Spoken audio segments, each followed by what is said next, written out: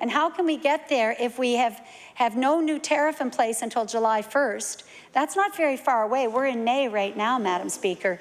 If this bill waited until we had the tariff agreement understood and a fee schedule set out for ordering tests and interpreting those tests and consulting with patients that pharmacies will now be doing, if we knew those things, then the pharmacists could sit down and really see whether or not this is something that they can accommodate and they can continue to be viable with.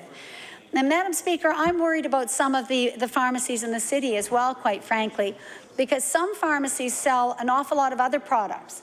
They sell food products and they sell cosmetics and they sell health supplements and, vitamins and all kinds of other things that help supplement their income. And a lot of them have equipment that they rent. A lot of them, if you need crutches or you have somebody who's coming home from hospital and you need any kind of a special health aid, they rent or sell all of those things. That gives them more income. But in my riding, there are two shops. They're the medicine shops, and I'm sure some of you know that model of pharmacy.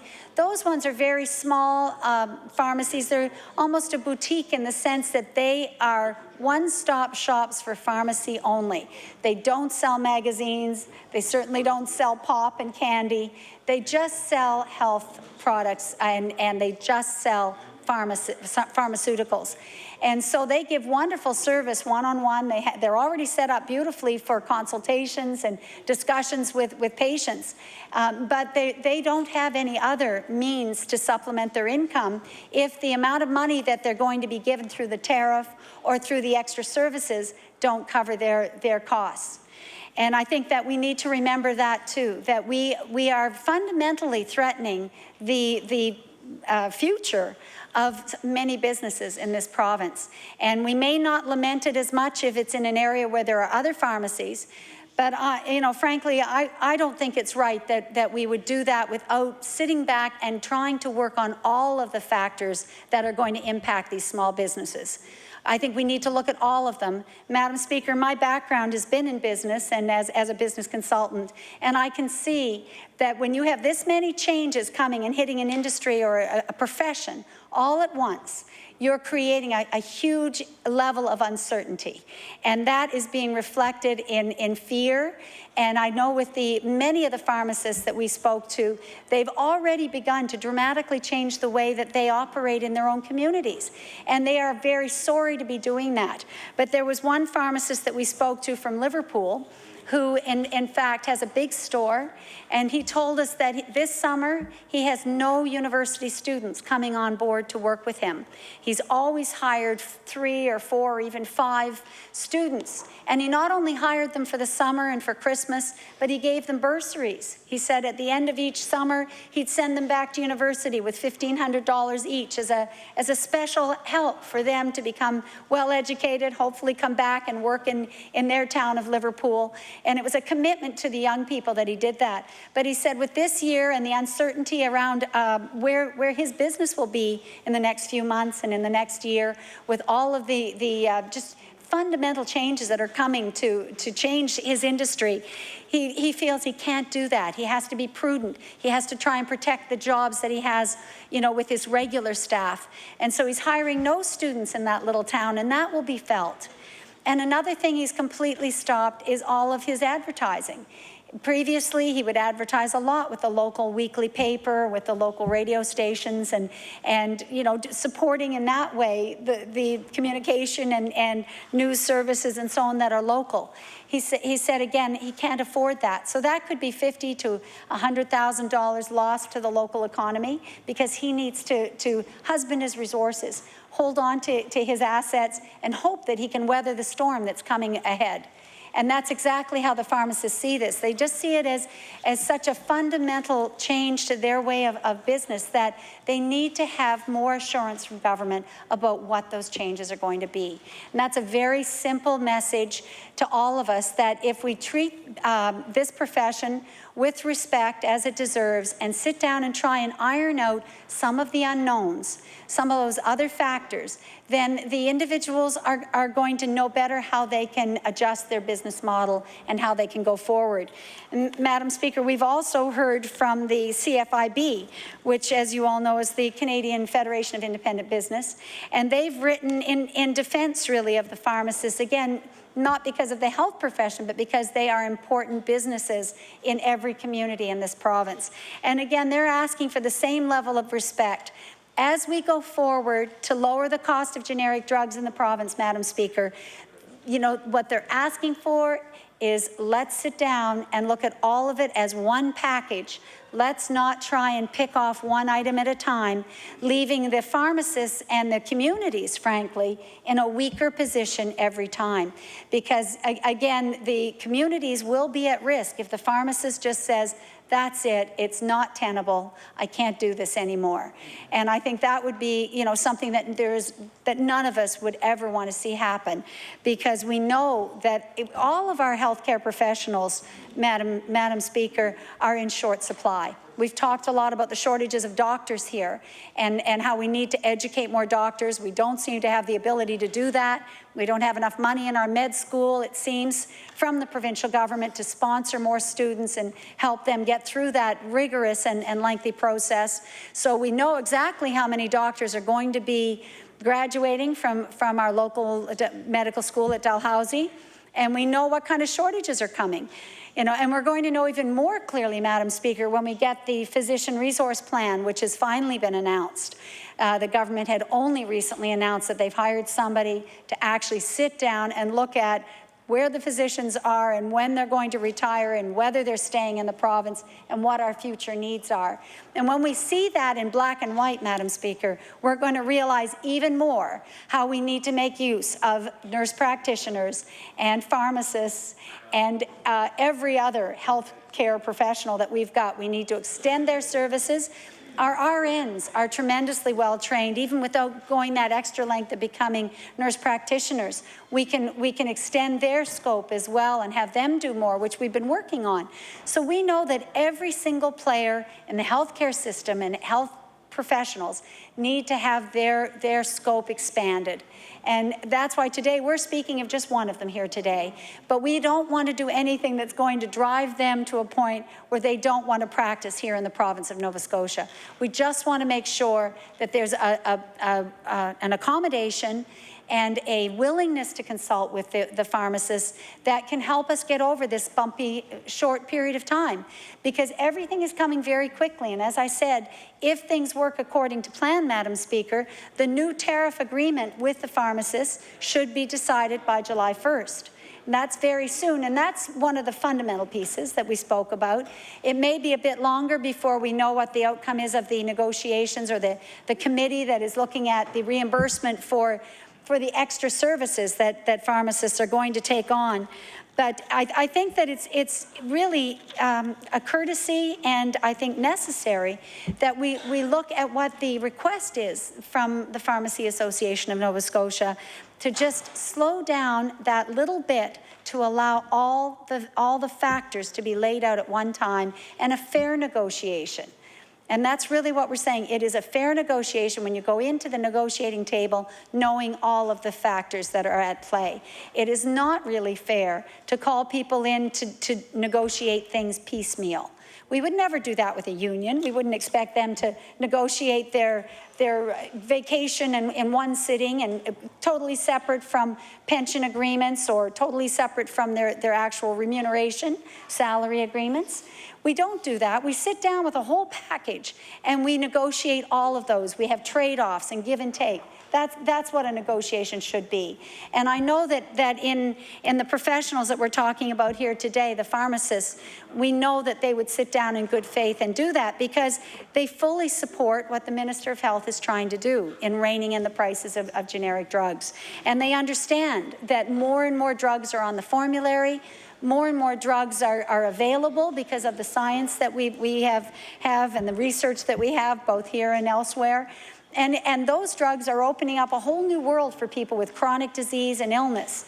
They're allowing people who otherwise would probably be disabled or out of the workforce to continue to work, to continue to live full lives and be active parts of their community and active volunteers. And so, you know, as we lament the cost of drugs, we have to remember people are living longer, but they're also living more in a more healthy way.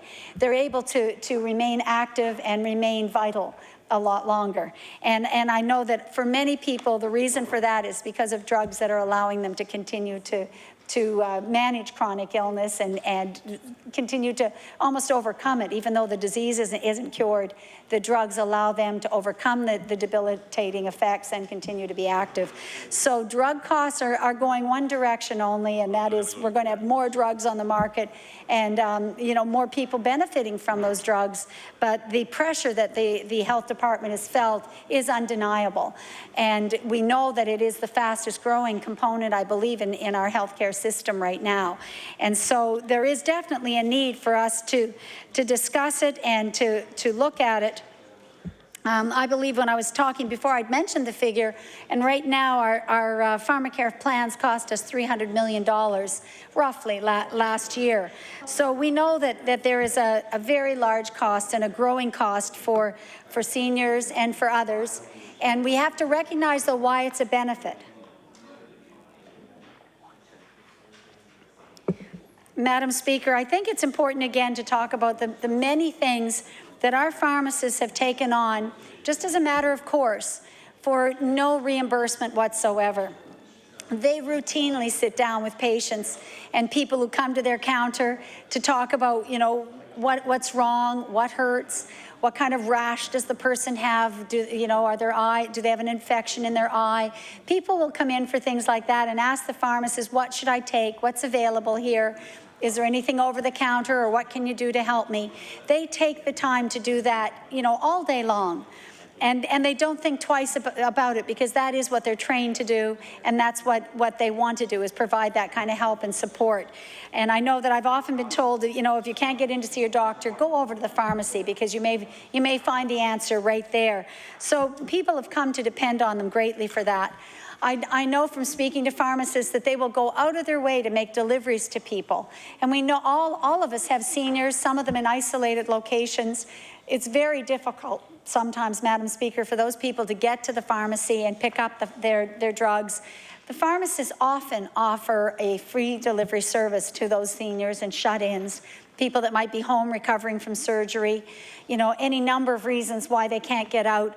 I spoke here before about people who are homeless or living in shelters, or, you know, might otherwise be in our emergency rooms in our hospitals if it wasn't for the pharmacists finding them and making sure that they had their insulin for their diabetes, making sure that they had the drugs that keep them out of the emergency room.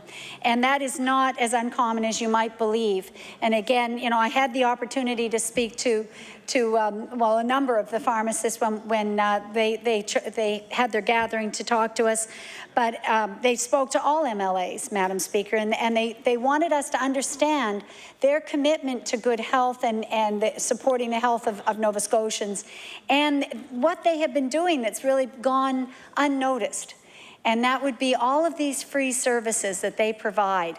You know, free blood pressure checks, diabetes checks, blood glucose level checks. You can go in and have these things done on a regular weekly basis, foot care clinics, all kinds of things happening at your local pharmacy. And they do that because they know that supports good health. But those things will be very difficult to maintain if we continue, you know, along this line. One of the other points in this bill directly, Madam Speaker, is that Bill 17, when they outline how we're going to decrease the costs of generic drugs, is very clear. The drugs will be priced based on the cost of its equivalent brand name product. And so as a drug's patent expires, it then goes to a generic version, and the brand name is no longer protected and exclusive. And generic drugs appear on the market. Now, they have been averaging about 63% of the cost of the brand name, but that is high, given the fact that the generic companies have had to do no research. They haven't had to invest in any kind of marketing for the product. They simply have been able to copy those molecules repeat it in their factories and come up with a generic drug. And so very often the cost is very, very low for those individual drugs. But the average price has been coming out at about 63% of the price of the brand name, where the company has undertaken often billion-dollar research programs to come up with some of these wonderful new drugs. So what the bill's intent is to lower that ultimately to 35%, but starting at 45 and then going to 40 and then going to 35%. And one of my points about that is just that when I first saw that, I thought it was in a very speedy manner, I guess would be the way to put it, but we're looking at a decrease to 45% immediately on July 1st of this year. Just 6 months later, we're looking at it going down another 5% to 40%. And then very quickly, 6 months later, within that 1 year, we're down to 35% of the generic price. The generic price will be 35% of the brand name price. And so, although your goal is to get to 35%, my suggestion is that we're going very quickly from what is now 63% all the way down very fast over that 1 year period to 35%. And again, in order for a business to adapt and to understand the impacts that are coming from all of the things that I've outlined to you, Madam Speaker, and to the members of the House, all of these major just forces that are coming at them, it's going to be very difficult to adjust prices 3 times like that, like just bang, bang, bang through the year. They will not have time to assess how, what the impact is of the first change before they're right into the second. And if things aren't going smoothly, it doesn't matter. They'll just be rolling right along to July 1st of 2012, where we get to the targeted 35%. So, Madam Speaker, I would like to know how much time I have left in my speech. Oh, very little time. I'm sorry to hear it's so little, but isn't that a shame? But you'll have another hour. I know others have some important points they want to raise as well. Madam Speaker, I would like to raise again the issue of the rural pharmacies that are going to be at risk. And again, going back to the fact that the Department of Health had actually recognized that problem, acknowledged that there will be some pharmacies at risk, and have identified where they are. And none of us in the House know where those pharmacies are. I think that there is really, I would like to say, an obligation on the part of government to tell those pharmacies and to tell the communities where they feel there is a risk, because the government already knows that the way they want to approach mitigating that risk is through the tariff agreement, which is coming down in July. And if we're going to have a tariff agreement in place, and that agreement is going to acknowledge and compensate in some way for the insecurity in certain areas of the province, and the fear or the perhaps very real possibility of losing a pharmacy in parts of the province, I think those communities have a right to be on alert, to be recognizing what that is, to be supportive of their pharmacies if they realize that they are on that list.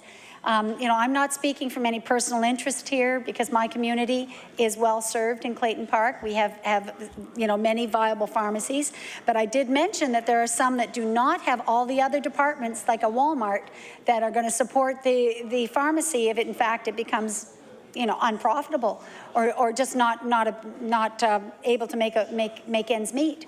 Because at the end of the day, these people have rent, and they have staff, and they have a store, they have buildings and maintenance, they have benefits for their staff, they have costs of transportation and education and everything that goes along with being an employer. And we can't ignore that they're not operating in a public system like doctors are. They're not operating in a hospital. It's interesting, as we change certain rules, we're not touching pharmacists that are in hospital settings, because they are on salaries. It's a different arrangement.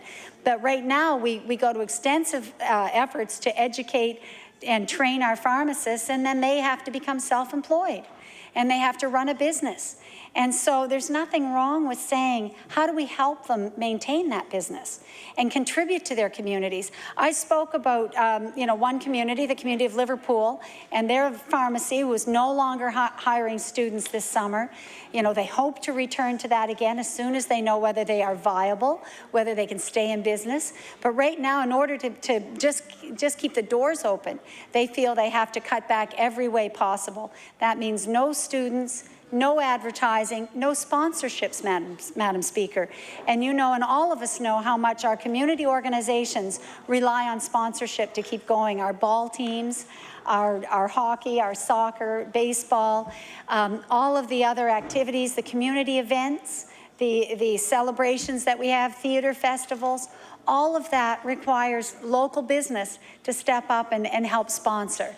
And here you have, in a small community of Liverpool, just to take that example, one of their major employers saying, no, I can't sponsor anymore, I'm sorry. I can't give to the hospital foundation drive or whatever good cause is going on in that area. I can't sponsor privateer days anymore because they just don't have the assurance that they'll be in business if they do. And so, like any small business, they've had to rein in their spending, curtail their spending, cut everything possible in order to ensure that they're in business next year. And that's not the way that they want to do business. They want to be part of the community. They want to continue to support that community. And they want to continue to offer the free services that they have up to this point done. And Madam Speaker, again, I think we owe a vote of thanks to the pharmacists for all that they have done over the years. And I mention again, it has not been because we've increased their dispensing fee, because that's been fixed for almost 25 years. There's been a $1 increase, less than 10%, or roughly 10% increase over 25 years. And no other business that I know of would still be operating with that kind of a decrease, essentially, given the cost of inflation. We know, again, Madam Speaker, 1,400 fees went up this year for the province of Nova Scotia to compensate for the increased cost of delivering services. Now, why haven't we asked the pharmacists the same thing? What's your true cost of delivering and dispensing pharmaceuticals? And let's look at whether or not the province can actually come to a level where they can increase enough to give them the true cost. Because we have to find a model where the pharmacists are going to be reimbursed fairly for their high level of education, their high commitment to the community, their strong, willingness to work with government to control drug prices, but also to play a significant role in the delivery of health care in this province.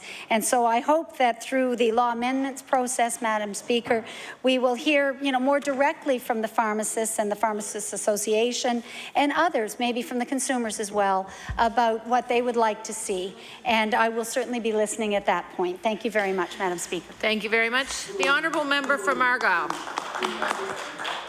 Thank you so much, Madam Speaker. And hear the Deputy Premier across the way there making a few comments. And just for that, I'll go a little bit longer than I was planning on.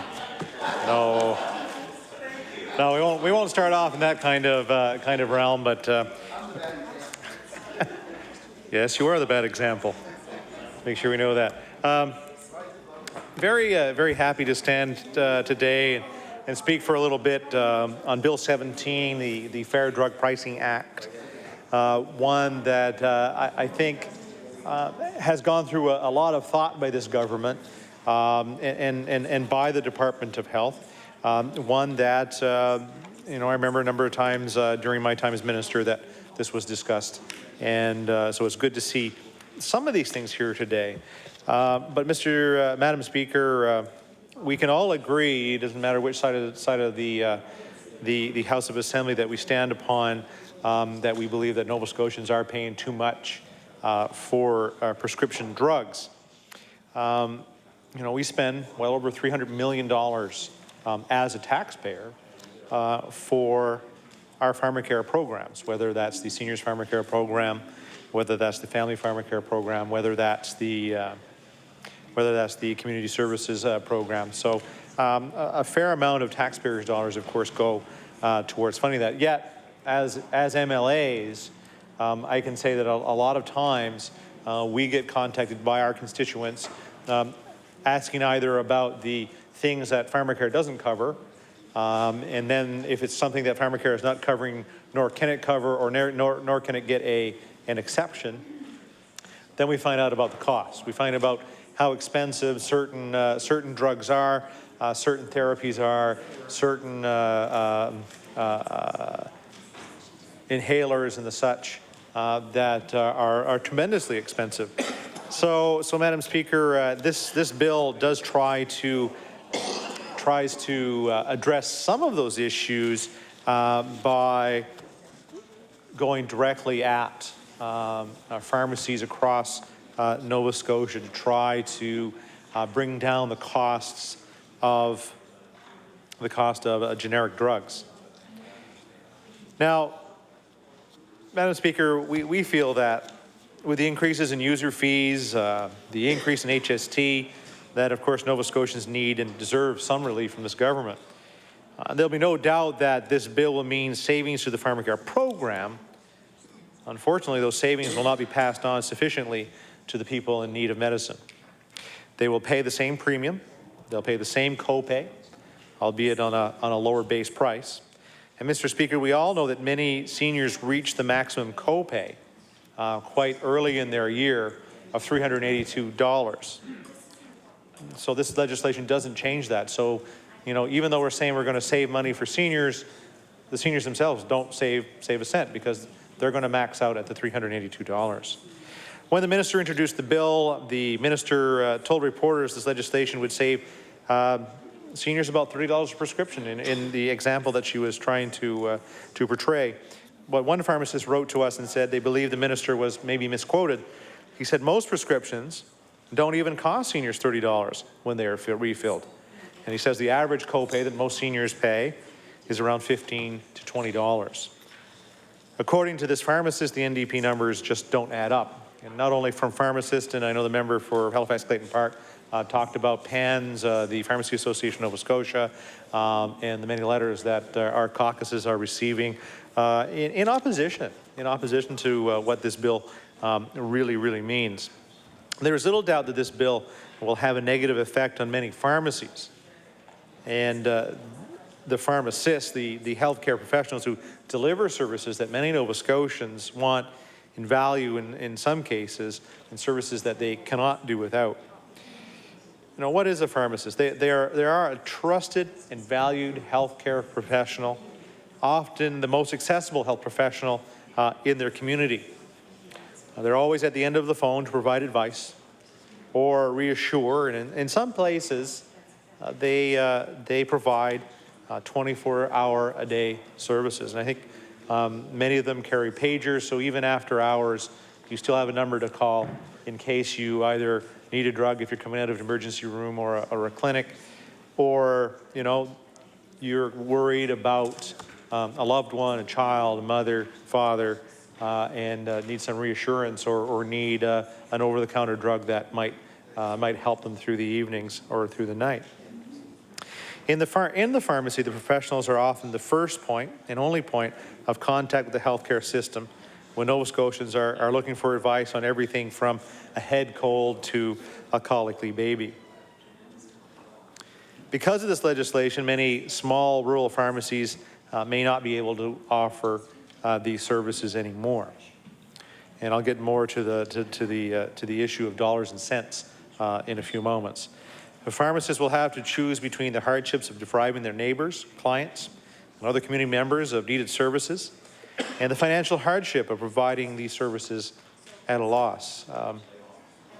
Madam Speaker, when we were at the Pharmacy Association reception the other evening, I too also had an opportunity to speak to the Liverpool PharmaSave owner, Mr. Reynolds, and he was talking about the whole issue of the tariff or of the payment that they get for dispensing fee.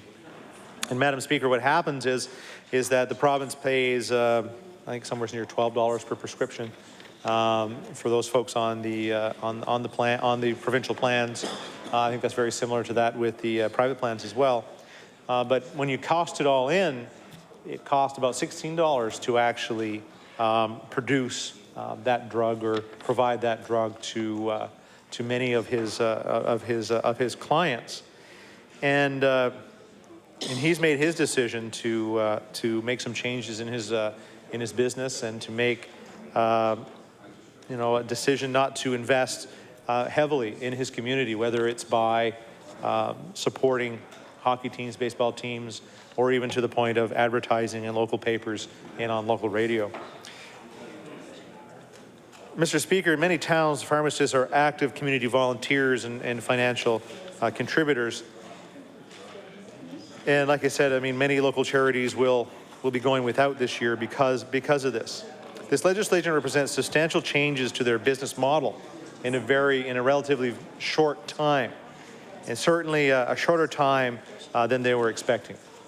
That's a key issue too, is that I think many pharmacies, the Pharmacists Association, knew that there was changes coming, but they didn't realize that within the year they'd be losing that much of a amount to their business plan. Many of these rural pharmacies are facing uncertain futures. We've heard from some pharmacists, some of my members in this caucus will be speaking to their local pharmacies, but we've had some that have been saying they're holding off on expansions, or they're holding off on opening new locations, or they're holding off on hiring new staff. And I'm going to read a little bit from a letter that I received from my local pharmacists. Jenny Prouty and Craig Prouty own the PharmaSave in West Pubnico, and after buying it a couple of years ago from Ted Dion, who ran that pharmacy for a really long time. If many of the members opposite would remember Ingrid Dion, Ingrid, who did work for your caucus for some time. Well, her father owned this pharmacy at one time, and Jenny and Craig picked it up a couple of years ago. A substantial investment to purchase this facility and to continue to provide the excellent service that it was providing to the Pubnico area. But not only Pubnico area, but we have the East Pubnicos. I would probably guess that some people drive in from even the Shelburne County line and a quite a large area that it does serve. Jenny writes, to start off with, I found some numbers to relate with these cuts in generic prices. It's just a rough estimate using data correlation from last year's sales, but it gives an idea of what would happen if the government follows through on this and does not introduce new compensation for other tasks and services. And I'll talk about the tariff agreement and those tasks and services later on. These numbers are only for pharmacare recipients and does not take into account any other plans or cash customers. For me, that represents about 48% of my business. So, Madam Speaker, she says that at 45% of brand, my 6-month loss would be $35,000. At 40% of brand, it would be $42,000 for the next 6 months. And at 35%, it would be $100,000 a year after that. That's a substantial loss on a very small change. What seems to be a very small change or very small adaptation to the way pharmacies treat these kinds of drugs. She goes on to say, small independent rural pharmacies rely heavily on the pharmacy department to bring in revenue. We do not have large client base that the supermarket type front stores have. With this type of loss, it means cutbacks in staff, front store and dispensary, leading to decrease in store hours and providing only the services which we are paid to do, which is like dispensing drugs and counseling on that drug. Over the years, we provided many free services, such as drug deliveries, explaining to seniors how the pharmacare program works, and helping them decipher the forms. Over-the-counter counseling, where the patient may walk out without ever buying a thing. Triage for the ER department. Blister packaging at a greatly reduced rate. Disease management counseling. And this does not include any of the new services that pharmacists may be able to provide. Of course, this in this end will lead to the decrease in access to health care, especially in rural areas. And as soon as I'm done, I will table that as well. So Jenny is looking at, you know, a very uncertain future when it goes to the business that she just purchased, along with her husband. I said, when I'm done, I'll table it. A very uncertain future, and if you look at the 35%, and she looks at losing $100,000 of possible revenue, it puts her in a very uncertain place of whether that her business model, the business model that she has invested in, the one that she is depending on over a number of years to, of course, pay the mortgage, pay the business loans, to purchase her facility. And you know, I sympathize with her, because the issue is that we really haven't gotten a straight idea on what the further compensation is going to be for pharmacists. Madam Speaker, we talk about the tariff agreement. Well, the tariff agreement, of course, is the listing of services that pharmacies provide to Nova Scotians, and that they are paid for. That goes into the dispensing issue, but also another slate of services that they're to provide and future to continue to provide. Madam Speaker, we last year in this House of Assembly passed another piece of legislation that expanded the scope of practice of pharmacists, and one that I supported, our party of course supported, because we hear a lot from pharmacists of things that they should be able to do. And those things, of course, are things like med reviews, to look at the full slate of drugs that a patient is looking at, to make adjustments to those, to continue very simple drug therapies, such as warfarin and those kinds of things. You know, to extend a blood pressure medication, some very routine things, as well as at this point doing more counseling, as well as doing injections. So, you know, we definitely brought on more services for pharmacy, so that Nova Scotians could get better care sooner, so that they could receive these services, of course, closer to home. And when you talk to some of the pharmacists, they feel that in order to offer counseling, in order to allow injections, for instance, many of them have to put some infrastructure in place in those pharmacies, you know, such as extra rooms, in order to provide these services. So not only are we asking them to do a little more, we're asking them to invest more in their businesses. And right now, there's an uncertainty of how much they're actually going to be paid for many of these services. So Madam Speaker, there is no agreement in place, and pharmacies are unable to make any long-term plans. Madam Speaker, one Cape Breton pharmacy has put his plans to expand his Whitney Pierix pharmacy on hold until he gets some level of certainty that a fair and equitable funding arrangement has been negotiated with the government. Last year, this government, as I said, introduced amendments to the Pharmacy Act that allowed pharmacists to expand their scope of service. And like I said, as much as we support that services, we didn't expect pharmacists, nor did the pharmacists expect to perform these services for free.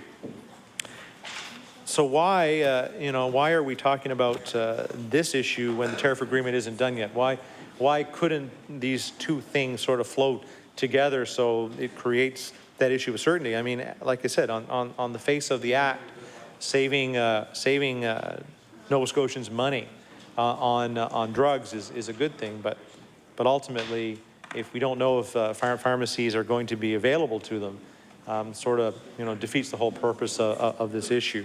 Obviously, these measures are going to destabilize many small pharmacies. This piecemeal approach was the wrong way to go.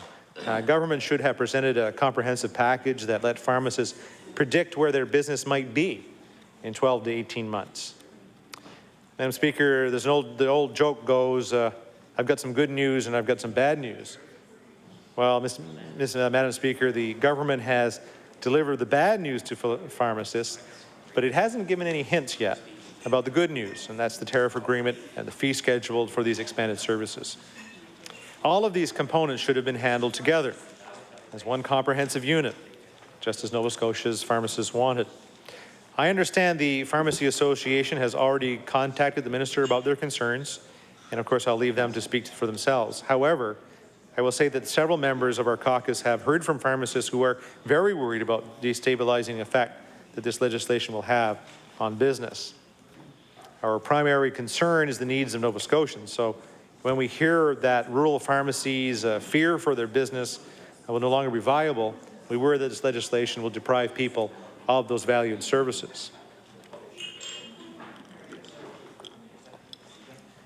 We worry that some people will have to travel great distances in order to get the medicines they need. You know, earlier I talked about Jenny Prouty and Craig Prouty and their pharmacy. Now they're 45 kilometers from the nearest pharmacy.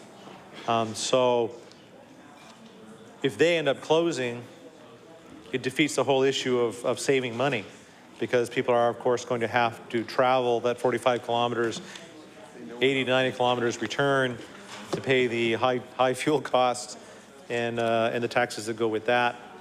So there is really no savings to Nova Scotians. There is only really savings to the government.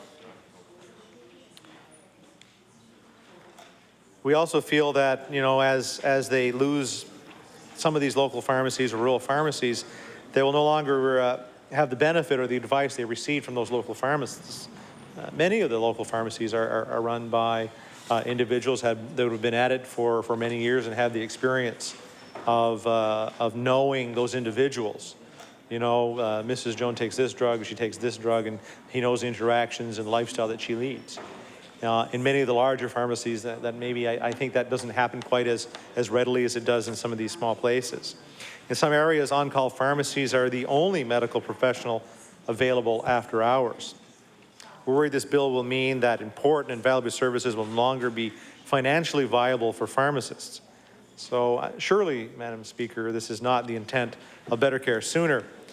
I read with interest the response the good member for King South wrote to Valley pharmacists.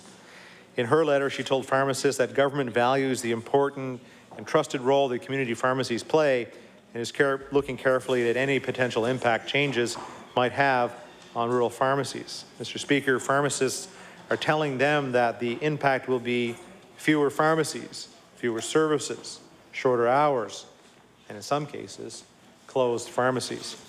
Now, our caucus would like the government to slow down a little bit, take a step back, consider the real impact of Bill 17 and what it will have on Nova Scotians who rely on the services that pharmacists provide. And we look forward to hearing the presentations at law amendments as they come along.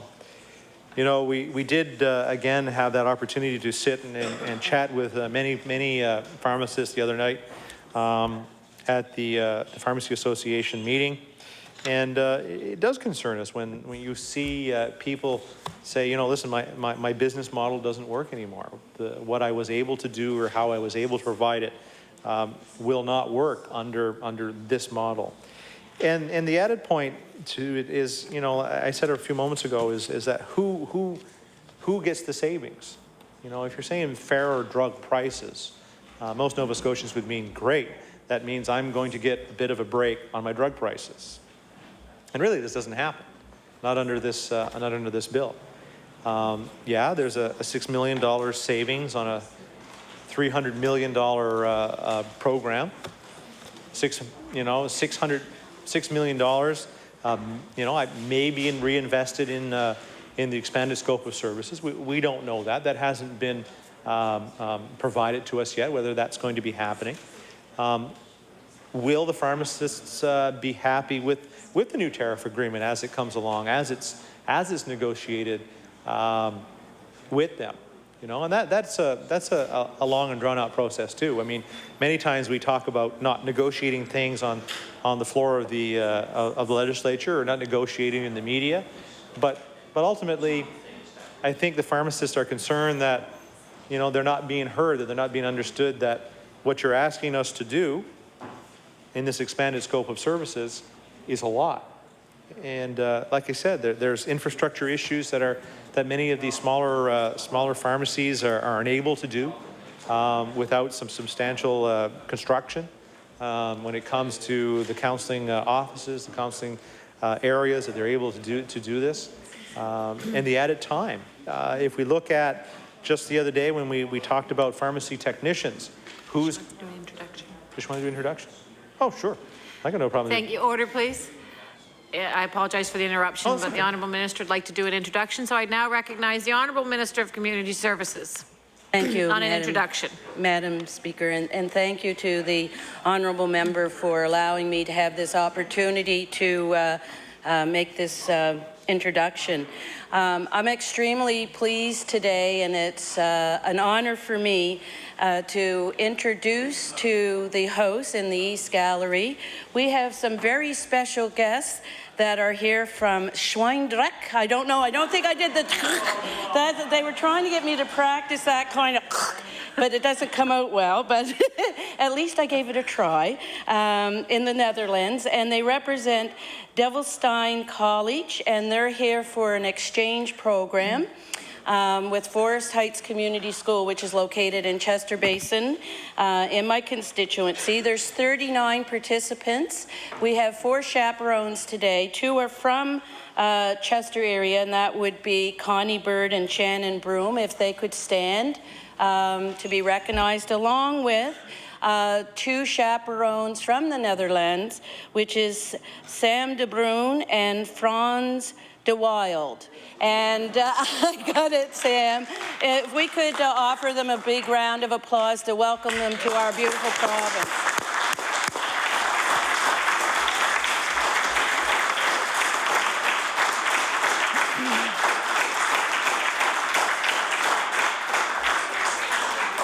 Thank you very much, and I certainly welcome each and every one of you to the gallery today, and any visitors that we have here today. I'm not sure if they're mixed in amongst you or not, but welcome. I now recognize the honourable member for Argyle. Thank you very much, Madam Speaker. And I thought the minister was really interested in what I was saying, but really she was looking for some time to introduce. Many times when we sit in the House and there's somebody behind us, we really don't know they're there. So welcome to the Nova Scotia Legislature, and I hope I don't bore you too much in our discussion here today. But ultimately, this is one that's important to Nova Scotians as we look at better healthcare services to Nova Scotians. Like I was saying, it's the issue of who's got the fair drug price. You know, let's not be fooled that this means lower drug prices for Nova Scotians. Like I started off when I started this discussion.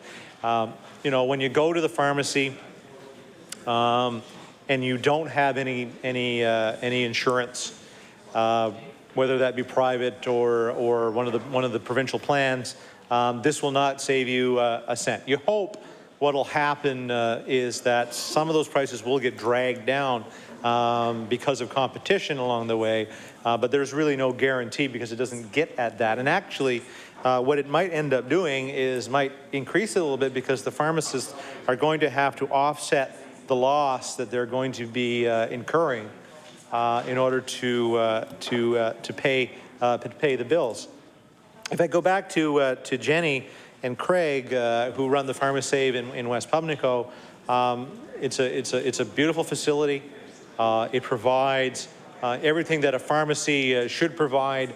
It has a nice little section for items for your home or some home decorating.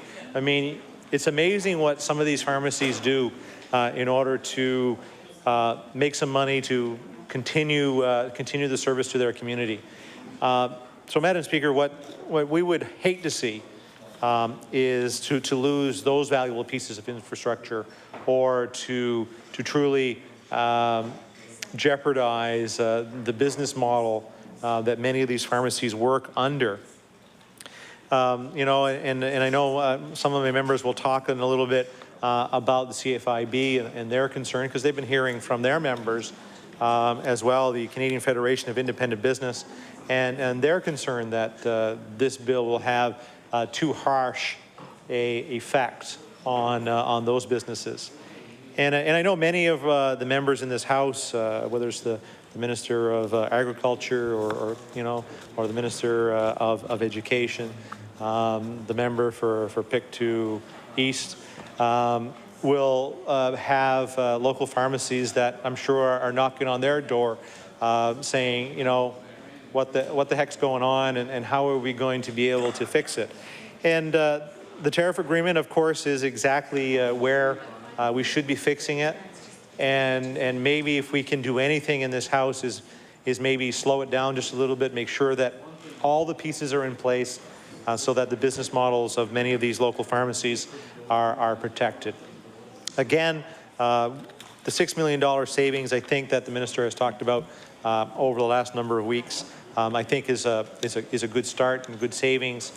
It will provide some relief to the budget, to the pharmacare budget in Nova Scotia. But then again, like I said, it's a $300 million investment. $6 million is a very small number. If there's any way that we could slow it down and maybe save $4 million, let's say, by making some of those adjustments to make sure that we don't go to 35% of brand immediately. Maybe we take that first step a little slower, move that off so that over time it's a little, it's an easier pill to swallow. I hate to use something like that. But local pharmacies would look at that as being a bit of a win. Because, Madam Speaker, this is about better healthcare services. At the end of the day, it's about the patient in our communities. It's about the constituents that we represent. And if they're going to be less served because of a decision of government, then I think we all need to stop and re-look at many of these issues.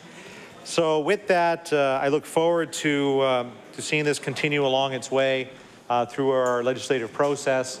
I do look forward to seeing the comments from community members, pharmacists during our law amendments process, where I know that there'll be many people coming in to present to that, to really hear their impacts. I know the emails are one thing, but to truly hear it from pharmacists, I think, is another.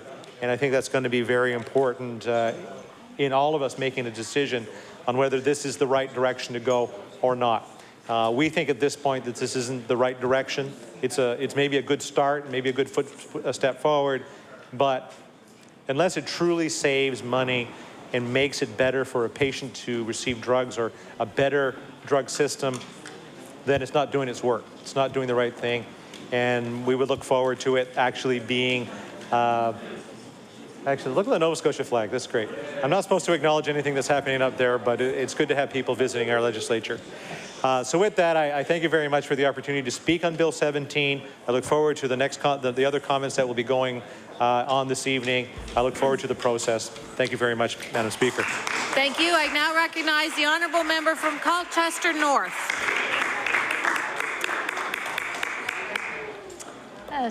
Thank you, Madam Speaker, and I'm pleased to rise in my place today and to speak about the impact that Bill 17 can have, both positive and negative, because I think we owe it to the bill to give it a fair understanding and a fair analysis. And there certainly are good intentions in Bill 17, and I want to acknowledge that right away. It's hard to oppose a bill that is going to give fair drug prices. It's hard to oppose a bill that's going to address the cost of generic drugs. And so in principle, it is a good bill. One of the concerns that I'm hearing from pharmacists in my area has to do with the haste in getting the bill passed before the fair tariff agreement has been finalized. And they don't understand why we cannot wait for that detail and for that negotiation to be completed. It's almost like asking them to support something that is void of detail. It's asking them to trust that this will work out to their benefit. And as people in the House know, and I think I know that many other members do the same as I do, and that's represent a very rural part of the province. And we don't have the luxury in some of those rural communities of choices as to which pharmacy we may go to. In many rural communities, we don't even have a pharmacy. So when you do get an entrepreneur who is willing to, in many cases, borrow money, take the risk, establish a pharmacy in a rural part of the province, you know, a profit margin is not high. They don't have the volume of people coming through their doors, but they do it in many cases because they believe in small rural communities. And so in the case of Colchester North in particular, there are 2 pharmacies that are pretty rural. They're a long distance from a community or a center where there would be choices. Where, you know, if you go into the town of Truro, you have many pharmacies. You know, you have the large chain stores, which all have their own pharmacy. And whether it's whichever one of those chain stores it might be, Madam Speaker, people have a choice. And so when they're close to that center, that's fine. But when you get out into the rural and remote parts of Colchester North, you don't have that choice. And so when, as I said, when a druggist, when a pharmacist decides that he wants to establish a small community pharmacy in one of those remote areas, it's a huge investment. And the pharmacists that I've been hearing from who have done that are nervous. They've had to borrow money. They've had to go without taking a salary out of the revenue at the pharmacy. And so the uncertainty of this, Madam Speaker, is what is concerning them. And one of the things that they have opted to do, which I believe speaks highly of their commitment to rural Nova Scotia and to Nova Scotians in general, and perhaps to seniors in particular, is that in their facility that they have opened, they have opted to provide a whole menu of services.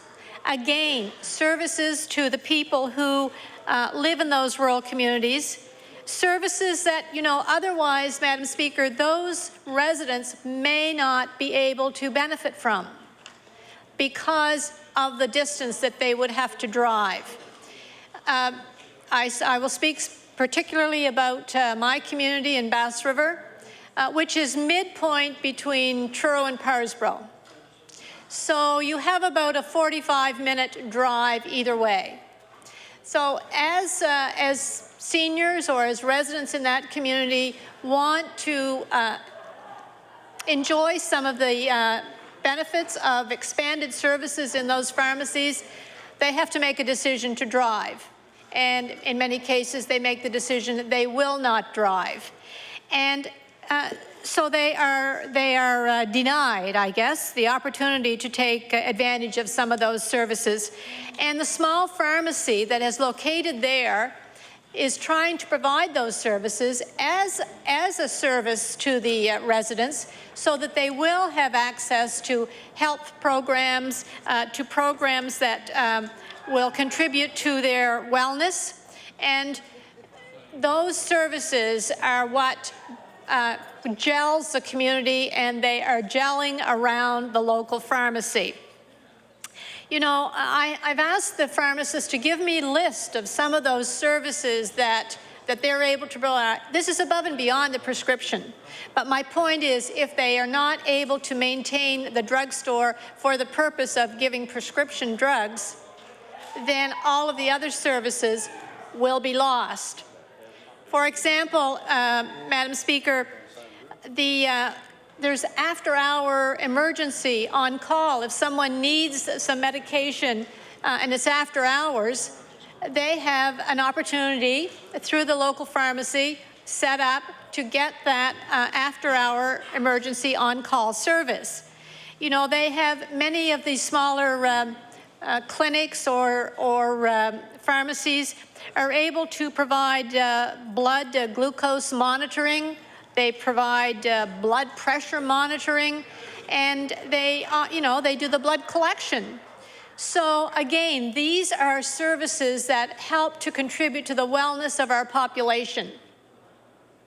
But if you're 45 minutes to an hour away from a center, chances of you loading into the car or getting a driver to drive you, if you're a senior, getting a driver to take you to have your blood pressure checked or to have blood, give blood for testing in the lab, you may not do it. And the fear that the pharmacists have is that if they're not able to survive because of the unknowns within Bill 17, then all of these services, they will have to say to the community, sorry, I have to close my doors, I cannot continue. You know, we have counselors that come to the rural pharmacies, and they provide education on diabetes. They have foot care clinics, and we know that many seniors go to foot care clinics if they're in their own community.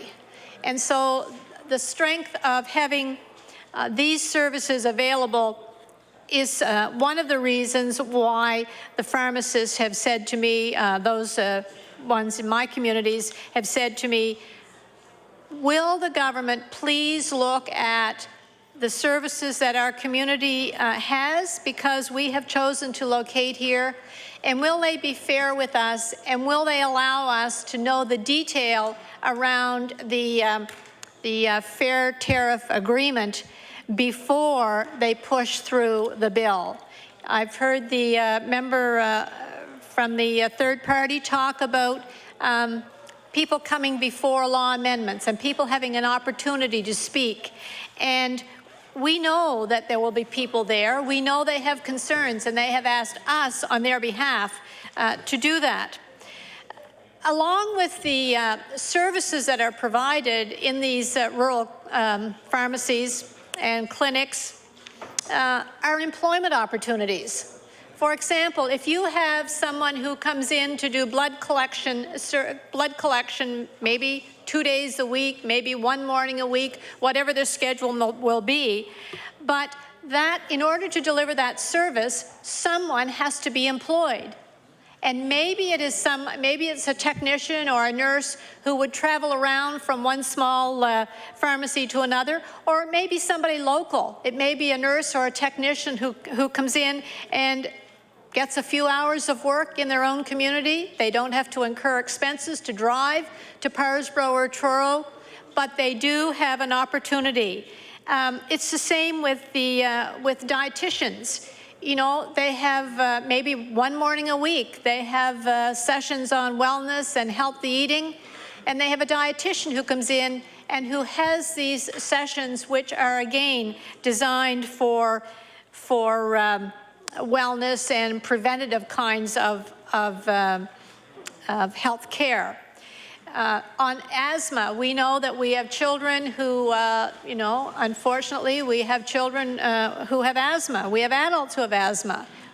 We need to make sure that they understand their illness and that they are aware of the risks and they're aware of the lifestyle that they should be living, and they become, I guess, more in control of their illness or their disease. And that all comes about through these small little community meetings where the dietitian or the nurse or the counselor comes in and has an opportunity to help educate. That doesn't happen, Madam Speaker, if you have to get in your vehicle and drive 1 hour one way. If you have to hire a driver to drive you 1 hour one way. And those are the services that will be lost in our rural communities if we are putting rural pharmacists in a position where they cannot survive. You know, Madam Speaker, all of the detail that rural pharmacists in particular are asking for can be, and I believe will be, decided, and it will be made public, and it will be, I believe, positive.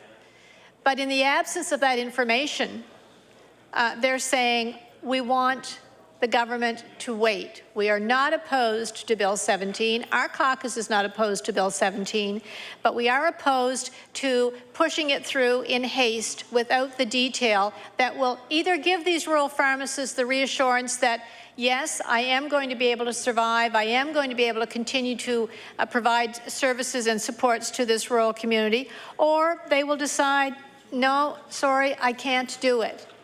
But let them have the detail, let them make an informed decision, and all of that will, I believe, come out, and as it should, as we move through Bill 17, but let's not do it in haste. Let's look at, you know, pharmacists are not sure of the expanded scope of practice for them. And so there are so many unknowns that are coming together here that are causing anxiety. And on behalf of those pharmacists, I want, Madam Speaker, to make sure that the members of government are aware of these, that they understand the serious impact that it can have, not just for the pharmacist, but for all of the people in those rural communities who benefit from having a local pharmacy in their own community. We want to protect those. And, you know, I understood that in questioning of the minister that the suggestion was made that some rural pharmacies have been protected. But they're out there wondering, who? Am I one of the ones protected? Am I not? And again, it's that bit of information that, that would help provide that reassurance. And that reassurance, if it's there, and if you know that you're a rural pharmacist in Tatamagouche, and you know that there's been some consideration given to the fact that you're a small pharmacy in a small community, and that you're going to be protected, you're sort of on the protected list, that is a huge amount of comfort for that pharmacist, for that pharmacy owner. And so we would like to know, and they would like to know, if there is a protected list, and if they're on it, and if there is, what is the big secret? Why not share it? Why not let people know that, yes, and we've looked at these, we've identified these, we're going to work with these rural pharmacists, and I have every bit of confidence, Madam Speaker, that the minister will do that. And I would hope that the minister will identify and will knock on those doors and say, you're on the list as being identified as a rural pharmacy that we want to protect, and then talk to them about that level of protection. And so I would be asking the minister if that has happened, and if it has, wonderful, and if it hasn't, I would be asking that it would happen, because right now they are anxious. They are worried, and they are wondering. And as we all know, in the absence of information, people think the worst. So let's not cause undue anxiety and worry. Let's give them the information. Let's make them part of the decision-making. Let's get their input, and let's strengthen Bill 17 by allowing that to happen. It is a good bill. It has the potential to help Nova Scotians, and I don't want the minister to forget that many of the Nova Scotians who benefit from the small rural pharmacies will be without service if that small pharmacy owner is not able to survive. And, you know, we have taken two departments and put them together into health and wellness. And the minister who is responsible for both certainly sees the connection between those two. And I think the health of rural communities is very much a part of what she understands to be contributing to preventative rather than reactive health services. So let's make sure that our communities are not left out, that those who have those services are able to keep them. And they're being provided now through the local pharmacy, So let's make sure, Madam Speaker, that the local pharmacy is able to survive and continue to be the center, the focal point in that community for health and wellness. Madam Speaker, as I said earlier, our caucus supports Bill 17, but we do have those unanswered questions, and on behalf of the pharmacies in my area in Colchester North, and I believe similar pharmacies around rural Nova Scotia, Colchester North is one example, but around Nova Scotia there are similar pharmacies, and they in turn are asking the same thing. So with those comments, Madam Speaker, I will take my place and look forward to hearing from other members as we move through Bill 17.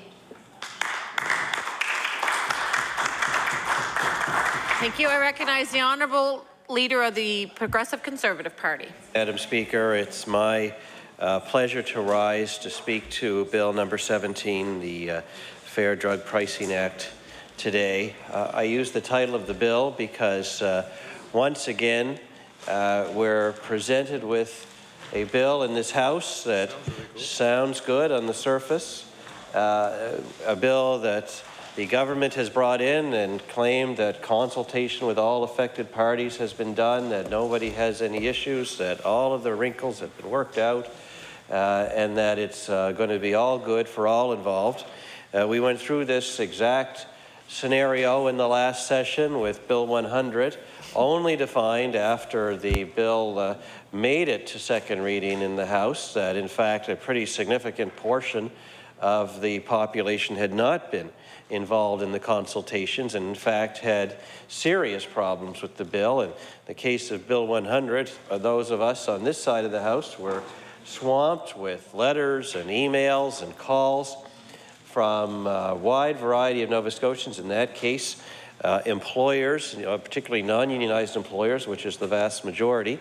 Now here we are the very next session, Madam Speaker, and it appears the government has not learned its lesson. They present Bill 17, another bill that has an innocent-sounding title and has been presented with the same claims about consultation, and yet here we are in second reading, and again, those of us on this side of the House are swamped with letters and calls and emails from Nova Scotia's independent pharmacists who were not involved in the consultations leading up to the bill, who were left out of the drafting and the pre-work that's normally done, who were given an enormously short period of time to respond to the government's own discussion papers and so on, and now are panicked, like employers were in the case of Bill 100, that major fundamental change will happen to their industry that will leave them out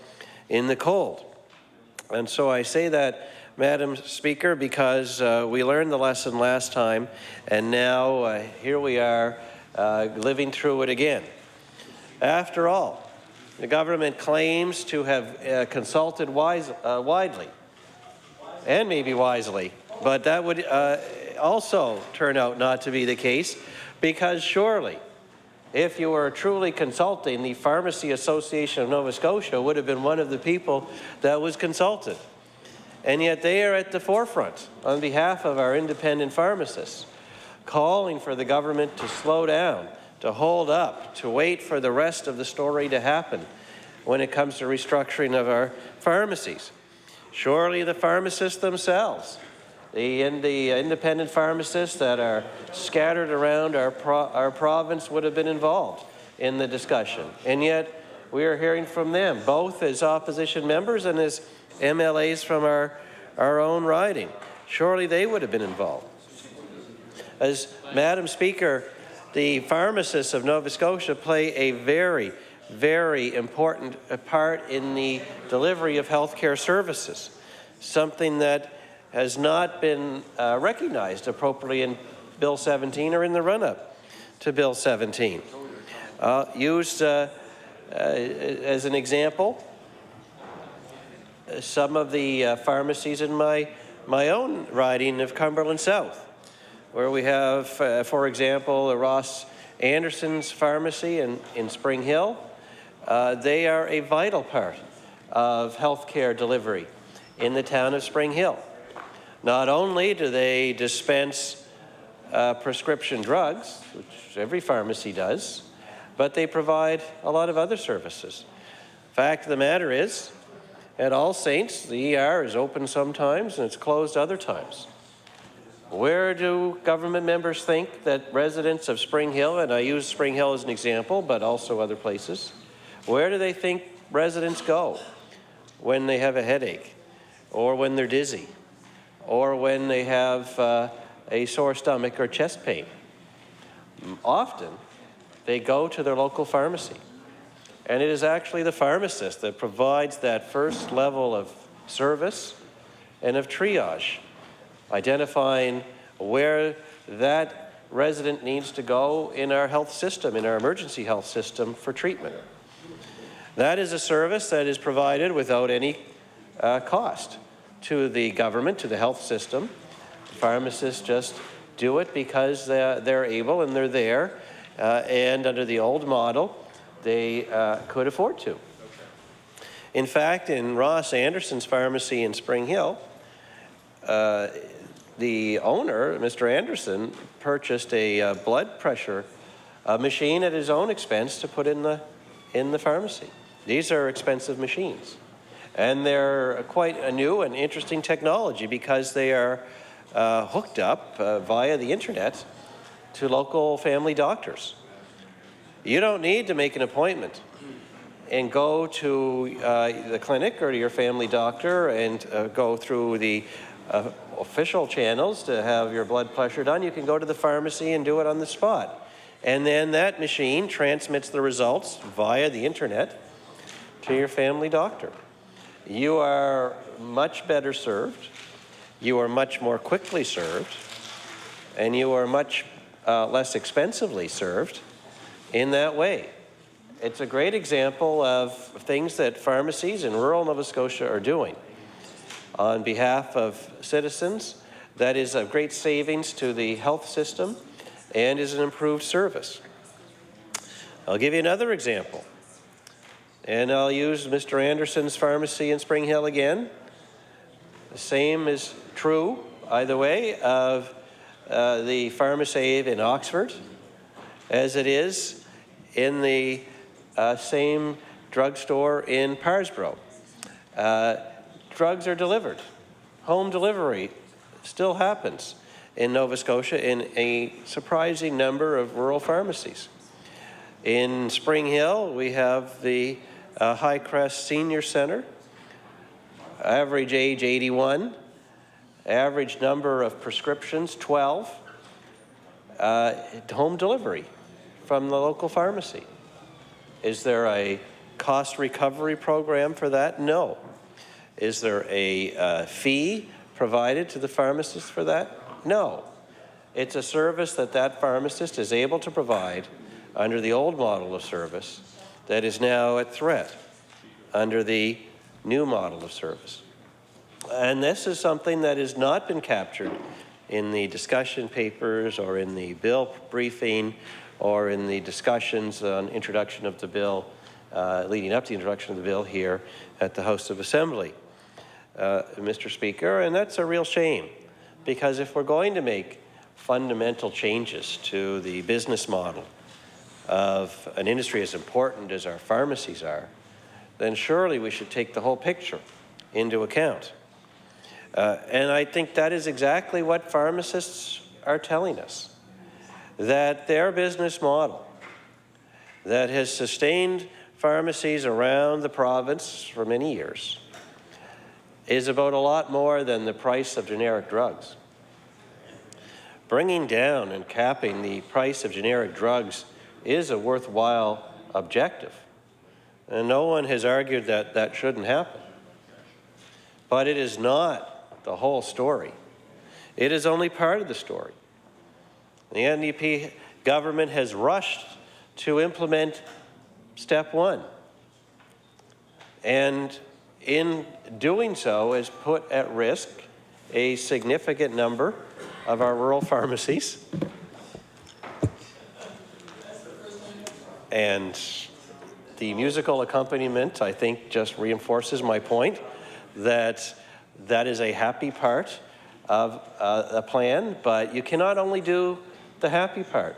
There has to be a comprehensive plan. And our pharmacies are telling us that if we're going to cap the prices that they are paid for generic drugs, then we have to also look at the tariff agreement, the fees that they're paid for dispensing and other services that pharmacists currently provide, and to conclude an agreement on an expanded scope of services and what the fees will be for those, so that pharmacists know the whole picture for their industry. And Mr. Speaker, the fact of the matter is, no pharmacist can plan for next year, for the future, for long-term growth and expansion or new investment in their industry or in their town, while there is so much uncertainty about where the business model is going. It's a great unfairness to impose on our independent pharmacists that we're going to tell them, or the government's going to tell them, half the story, and that they're then supposed to just trust that the other half will fall into place at a later date. Fact of the matter is, if Bill 17 goes forward in its current form, in the absence of any progress on these other matters, that the average size independent pharmacist will be out somewhere between $125,000 and $150,000 a year in income. This is not our numbers. These are the numbers of the pharmacists themselves, looking at their own business and calculating what this means for them. That is why they're asking that the government slow down, that we do the whole package at once, that in addition to capping generic drug prices, that the government conclude a new tariff agreement and conclude an expanded scope of service agreement so that pharmacists have the whole picture. That's all they're asking, is for the whole picture. What person would make an investment in the future of their business with only half the story? If we want to have a positive and growing and dynamic business climate in our province, then we can't go cherry-picking these industries and treating them this way. Pharmacies are just the latest example. Bill 100 was the last example. At some point, the government is going to do serious and long-term damage to the investment climate of our province. And the irony of this is, who will benefit by the passage of Bill 17 in its current form? Not the small, independent, Nova Scotia-owned pharmacies who are actually under threat as a result of Bill 17. It's the big box pharmacies. It's the Walmart pharmacies of the province that have grown in recent years that will be able to sustain the period of uncertainty. It's the Walmarts of the world that will thrive because of Bill 17 at the expense of the little guy pharmacy. How ironic that an NDP government elected supposedly to help small business, supposedly to be on the side of the little guy, is actually bringing forward a bill that does the opposite. Order. I was wondering if the member for Hammonds Plains Upper Sackville could make an introduction. Thank you.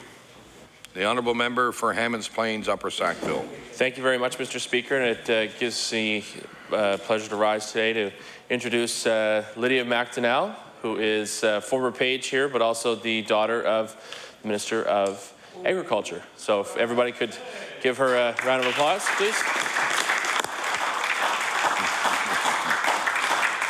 The Honourable Leader of the Progressive Conservative Party. Thank you.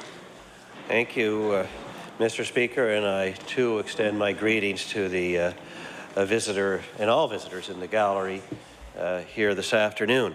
As I was saying, how ironic that the government actually, now that they are safely in government, brings forward a bill that is detrimental to the interests of small independent business and favorable to the larger pharmacy businesses of our province, like Walmart.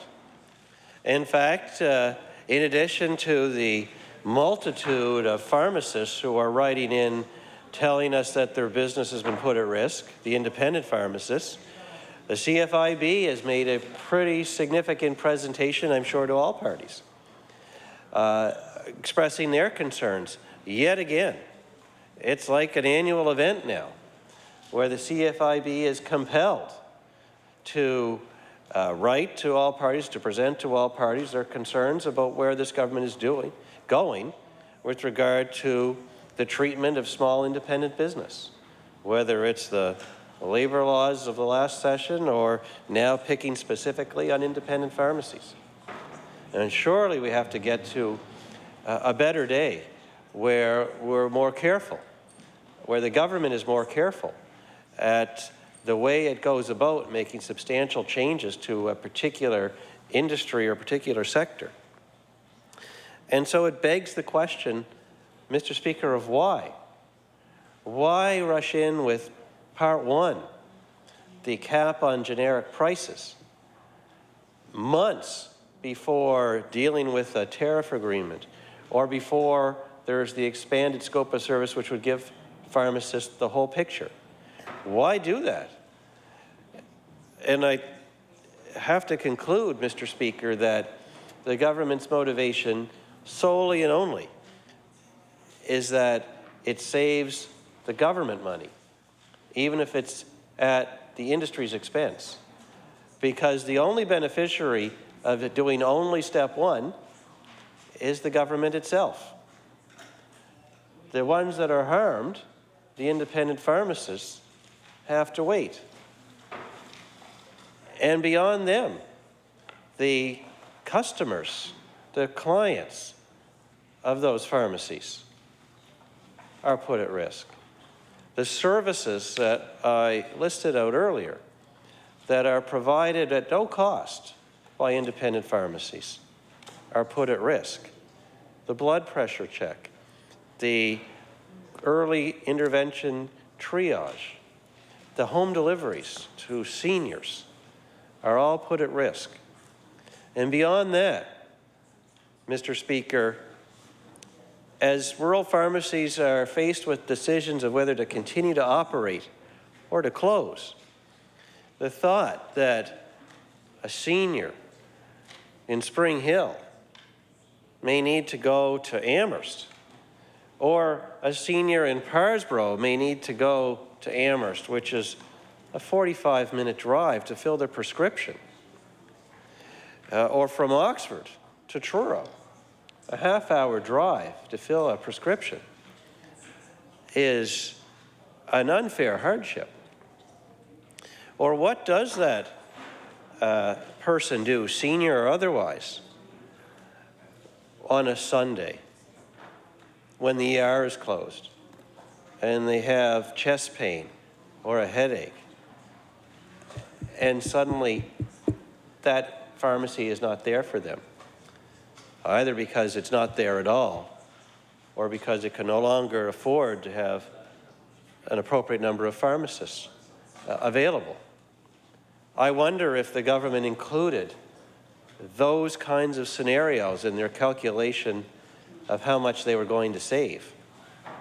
After all, it would only be prudent for a government that wants to truly balance the books to ensure that they don't inadvertently create a greater expense somewhere else, which is surely where we're going with this bill in its current form.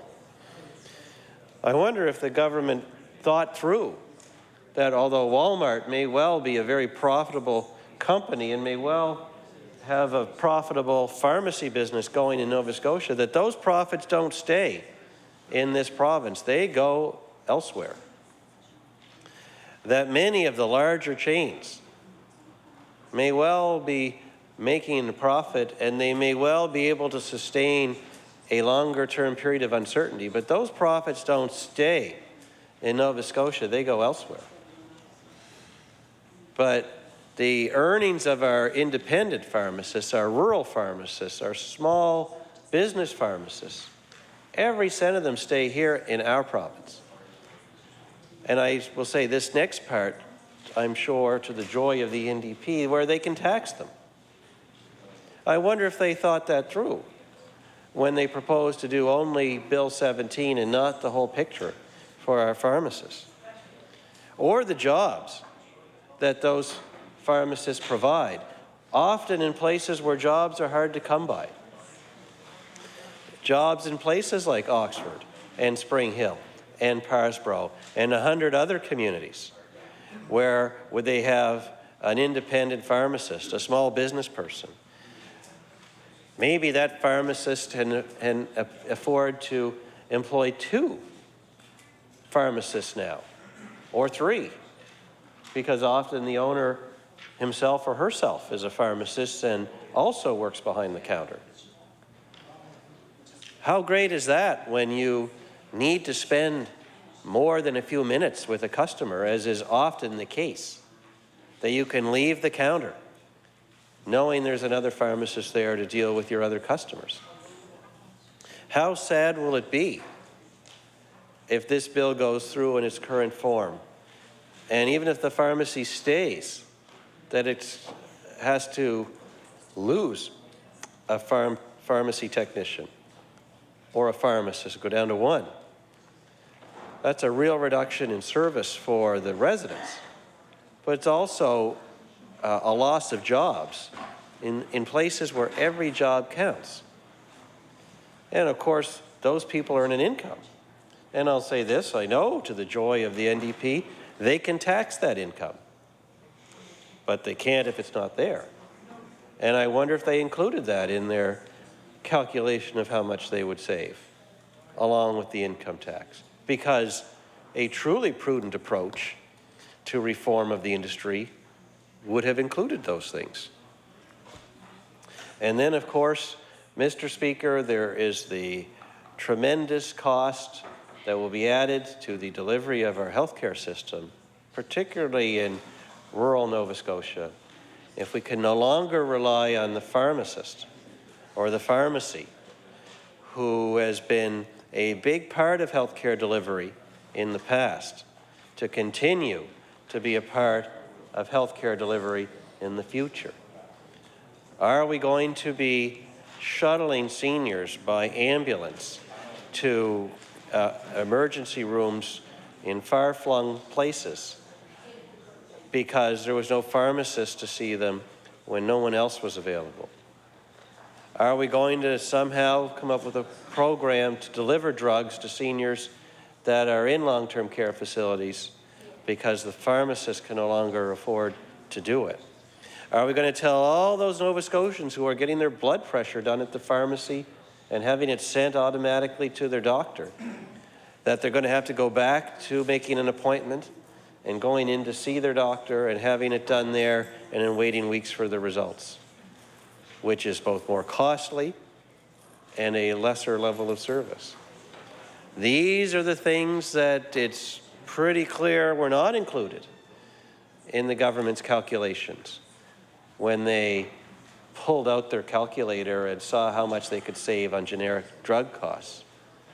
It would be nice, Mr. Speaker, if the world were so simple that you can just pass a bill that from this point forward, generic costs will be X, and think nothing else will happen. But that's not the world that we live in. It is irresponsible to not think through consultation, to meaningful, real, actual consultation, all of the ramifications of government's actions. So here we are with this blunt instrument of Bill 17. And once again, it falls to opposition members to pick up the pieces as panic sets in yet another industry in our province. And I think it's too bad, because it doesn't have to be this way. As this pattern continues on, who knows who will be next? The investment climate of the province, the job-friendly nature that Nova Scotia should have, is put at risk not just in pharmacies, but across the spectrum of our economy. Surely that is a step backwards when all Nova Scotians are looking to us to ensure that we take a step forwards. So I say all that not to say that we should throw out Bill 17. I say all that only to say that there is a lot more work to do to get it right, to marry up the other elements of this industry, the tariff agreement and the scope of service agreement with Bill 17, so that industry has a chance to see the whole picture, so that they can lift the veil of secrecy over the other elements of the government's plan for the industry, and they can make wise investment decisions. Hopefully, if the government does it right, they can make decisions to increase their investment, to increase the services that are provided to Nova Scotians, to increase the ability of citizens in rural parts of the province, or in parts of the province that are serviced only by one independent pharmacy. Hopefully they'll make decisions that will allow better days to come. But Bill 17 is not a step in that direction. It is yet the latest example of a step in the opposite direction. Half thought through, half the calculation done, half the work done, half the consultation done, and it's the patients and the employees and the pharmacists themselves that are left to pay the price of a half-done job. And for that reason, Mr. Speaker, I will just conclude my remarks on Bill 17 by adding my voice to those others who are urging the government to do the right thing by our pharmacists and their patients and slow down this process, to hold the bill here in second reading until such time as they can do the rest of the job and get on with that tariff agreement and conclude it, and get on with that scope of service agreement and conclude it, so we can bring a truly well thought out and complete and comprehensive and fair package for pharmacists to make the best decisions they can about their own business and their own service with. Thank you very much, Mr. Speaker. Thank you. The Honourable Leader of the Official Opposition. Thank you, Mr. Speaker. I'm too pleased to rise to speak a little bit on Bill 17, the Fair Drug Price Act. Mr. Speaker, after listening to some of the debate, and I know the wishes of the Minister is to have this bill go forward, and everyone who stood up, and I'll add my voice to that, and on the idea and the principle of this bill we all agree on. So there's an opportunity for this House to find our way forward, to find that we move and set this piece of legislation going forward to ensure that Nova Scotians have access to fair drug prices and generic drug prices, Mr. Speaker. One of the interesting things, and I think what's being the untold part of this story, and what we're talking about, and oftentimes it's being talked about, is the rebate that comes from generic drug companies that are coming into pharmacies.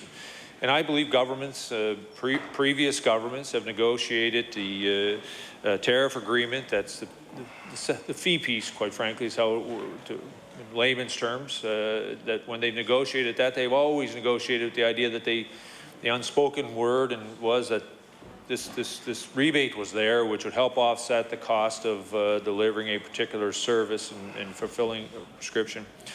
Mr. Speaker, and I think when, pharmacists, the ones that I've spoken to, have been in agreement with what the government is attempting to do here in terms of moving away from that and towards fair drug prices. But there's a couple of pieces in here that I think need to be discussed. One of the things is that this will not be cheaper, particularly for seniors.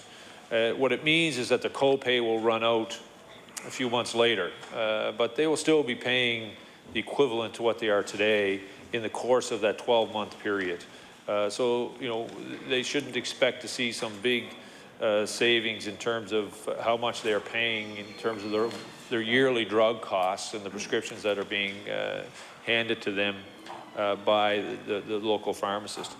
But when I look at this, in the absence of having this conversation around the fair drug prices in isolation, moving it away from the tariff agreement, which I spoke about at the beginning, really is, in many ways, Mr. Speaker, only going to really affect independent pharmacies. It will affect, yes, the corporate ones, but they have other ways to absorb that loss. They have other ways to respond in a more timely fashion because their business model is different than what we are seeing in many independent stores.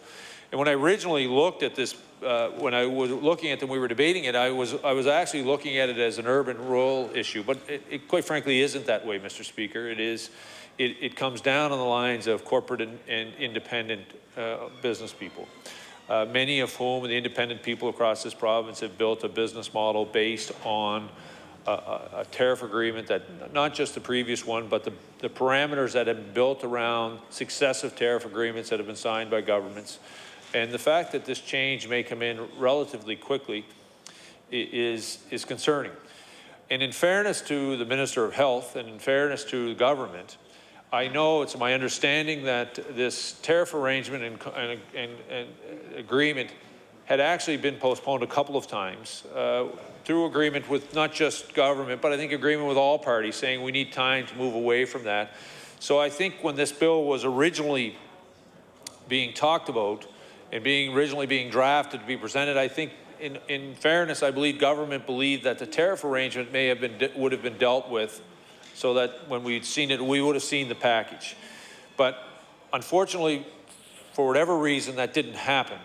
So I think it's important that when we look backwards at what was trying to be accomplished by government and industry, was that the tariff agreement would be negotiated and this Bill 17 around fair drug prices would come in.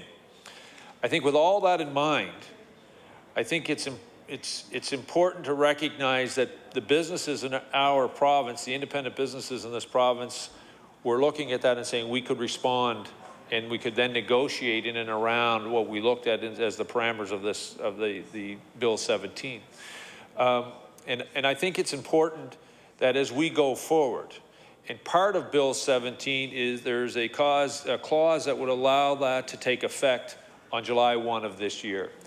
Mr. Speaker, I would encourage government, and particularly in the spirit to which they began this negotiation and conversation with the independent drugstore owners across our province, pharmacy owners across our province, that they actually move away from the implementation date of July 1 and move more towards implementing the changes after they've signed a tariff agreement with drugstores, pharmacies across our province. It simply is the fair thing for everyone. It wouldn't be holding up this piece of legislation. It wouldn't be changing this piece of legislation. It would just affect the implementation timeline. And I think, as I said earlier, speak to what I believe the intent of government was in the very beginning, and that was to be able to deal with the tariff arrangement and also deal with fair drug prices at once. And I believe if they had not been, if the previous two attempts around the tariff agreement had not been extended, we would be having a different debate here today, quite frankly, one that I think would take on a much different spirit. But when I began my remarks, I talked about how every member who stood up says they believe in the intent of Bill 17. Their concerns are particularly around tariff arrangements with pharmacies and the other piece around the scope of practice, which would be also negotiated in that tariff arrangement on how we fund those. Mr. Speaker, I don't have to tell you, you know the importance of the independent pharmacies in communities across this province. You recognize they are much more than a place where you get your prescription filled. All of us have had an experience of walking into our local drugstore, asking our pharmacists for some medical advice, asking for them to look at Potentially, what could they prescribe to us? Quite frankly, that's not a prescription, but on their shelf in terms of dealing with colds. I know as a young, my wife and I as young parents would rely on the pharmacists. Particularly, one of our children was asthmatic. We would rely on the pharmacist to quite frankly give us some comfort, and they did all of that, out of. As part of doing their business, and they did so in a pleasant way, and it's that kind of service, Mr. Speaker, that I think you get from, quite frankly, from an independent pharmacy, independent drugstore that is trying to provide a business which is providing a complement of services. When you move more into the corporate model of the pharmacies that you would see in some of the large operations, it strictly is writing a prescription.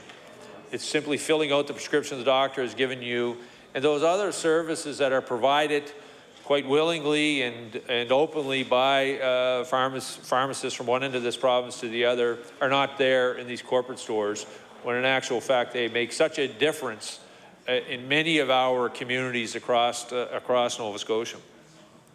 I was struck by, we've received, as was mentioned in this House, we've received many letters from pharmacists across the province and independent business people. And I was struck by one that I received from a pharmacist in Dartmouth. They own a couple of stores, one in Dartmouth, and a number of the ministers and members of the other side would know them, and the one in Eastern Passage. And it was the pharmacist who signed it was a gentleman by the name of Kerry Murphy.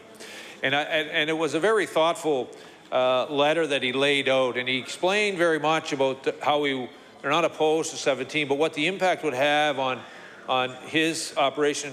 Quite interesting. What's unique, I think, about Mr. Murray is that he's not only a pharmacist, but he actually graduated with an MBA in business. But he talks about the implementation date and what the impact this will have on the 3 stores, independent stores that they own on that side of the water, Mr. Speaker, on that side of the harbour.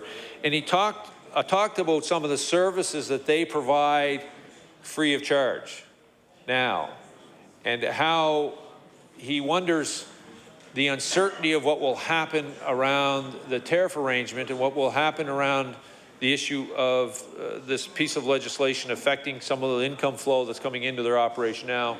How do they recover that? And he went on to talk about the fact that as pharmacists, they're being asked to expand their scope of practice, all of which they've embraced and want to embrace.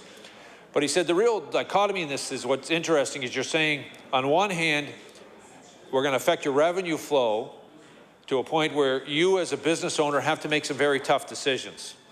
And yet we're going to ask you to do more. So he says, as a business owner, we got a retiring pharmacist, we're not going to replace them. We've laid off a number of other people. So if you're asking me to come in and now ask the one pharmacist that I have working per shift to take on more responsibility and to do a wider scope of practice, it's going to be impossible, because the one pharmacist that I have working is going to have to be dedicated to the pharmacy itself. The other aspect that he talked about, if we widen our scope of practice and you're asking me and other pharmacists across the province to take on additional responsibility in terms of counseling and all that, we may need to do store renovations. And how do we do that when our revenue flow has been affected and we don't know down the line what the tariff agreement will be? I think when you hear of those very reasonable, logical steps and questions, I think it is a sense where we should probably step back and say, and really not look at the legislation in the sense of anyone's opposed to it, because everyone who stood up so far says they're, in principle, they agree. I think if we look at the implementation date and when that should be, and it would only make sense to me, as I know was the intent of government and the spirit of government when they started negotiating this tariff arrangement and it had been postponed twice, that they were hoping to have the tariff arrangement finished before we begin to debate this bill.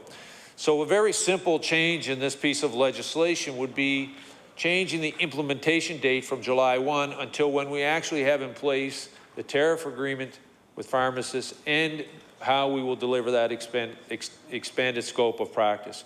all very reasonable. I think everyone would support that and agree with that. I think it would, particularly in many communities, it would provide some comfort that these will not be done in isolation. And for the business owners, it would provide some certainty on what they would have to make some changes. It's been brought to our attention that in other provinces, when they brought in this Bill 17, has been implemented over a number of years. I still believe we can implement it here, somewhat in the timeline that government would like to have it introduced. But I think we need to just step back and do that after we negotiate that tariff arrangement with the pharmacists and pharmacies across Nova Scotia. I can tell you one of the things that's happening in my own constituency, Mr. Speaker, is I have a number of pharmacists, one in Annapolis Royal, one in Bridgetown, Lawrencetown, and one in Middleton, all of whom go above and beyond in terms of delivering services to the people of my constituency, the people of surrounding areas, in their that they from blood pressure to monitoring different how drugs will counteract with the previous diabetics. Thank you, Mr. Speaker. All kinds of advice that's given. But and I want to talk specifically about one, which is the one in Lawrencetown. It's a small community that I represent. It's the village, part of the county of Annapolis. It has a strong and proud agricultural history. The Annapolis County Exhibition is there. It's one of the largest exhibitions still that thrives in this province. It is a very the two focal points of the community, quite frankly, are the fire department, which if they have a function at the fire hall, the entire community comes out and supports it because it is such an important part of their community. And quite frankly, I think if you live in that community, you feel a real sense of responsibility that you need to belong to the fire department because of the great service it provides. And the other one is its pharmacy, which has provided, Mr. Speaker, it's a small pharmacy. It's one that there's the Canada Post now has moved in, has moved part of its operation there. They closed the post office. Lawrencetown has had its banks closed, so there's a banking machine that was in there. All of these are provided inside of the pharmacy.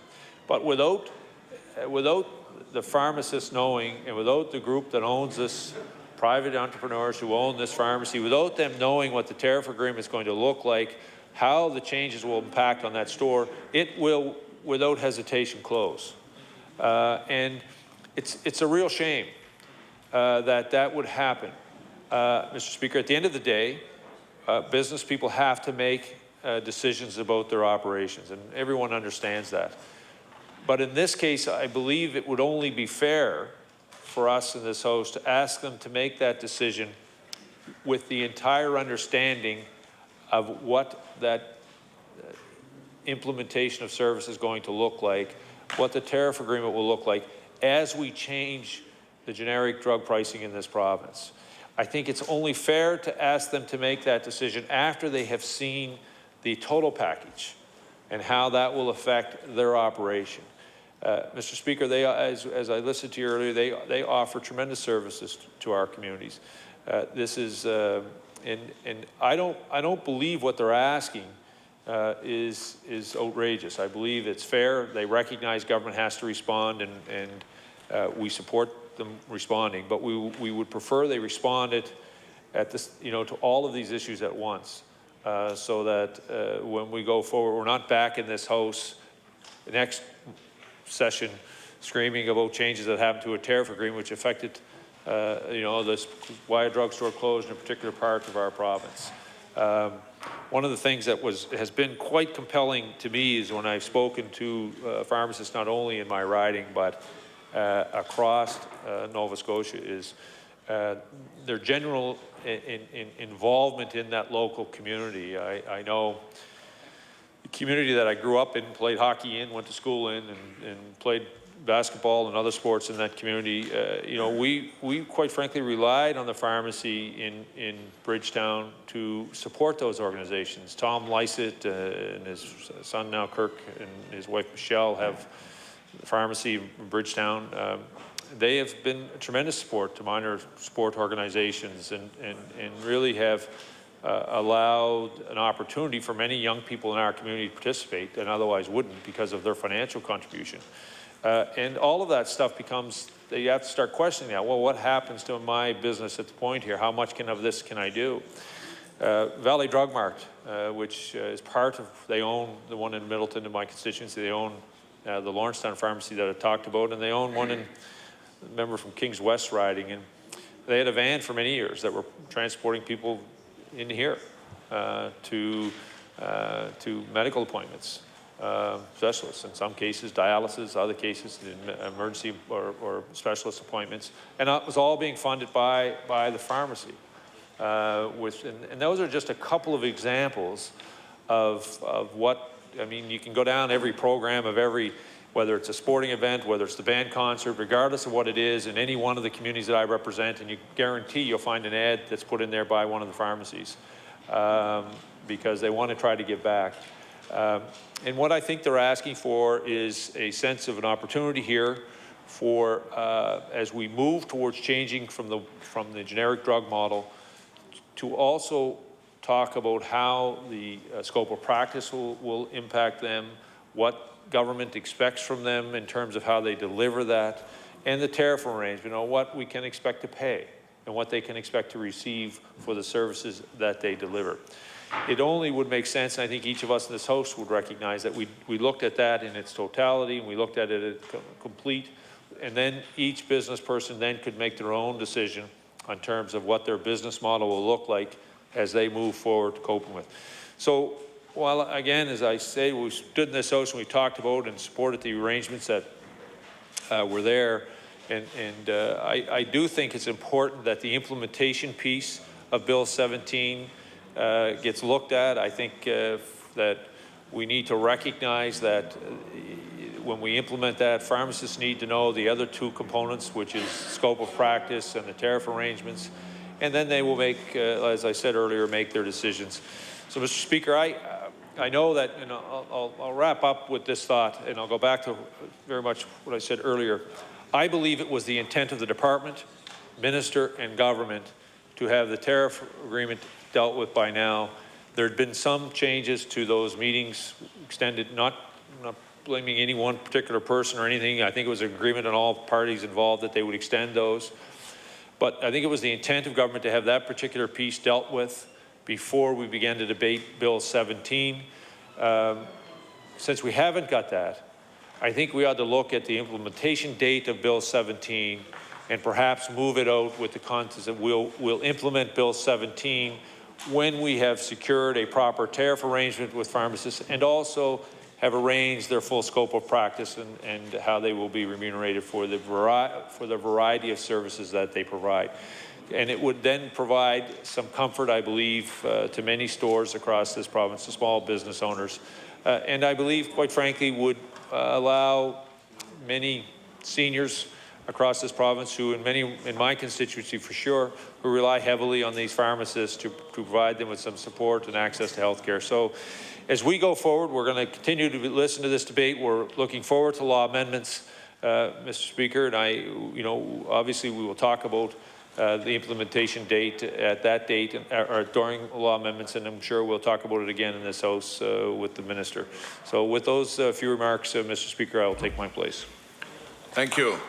The Honourable Member for Hants West.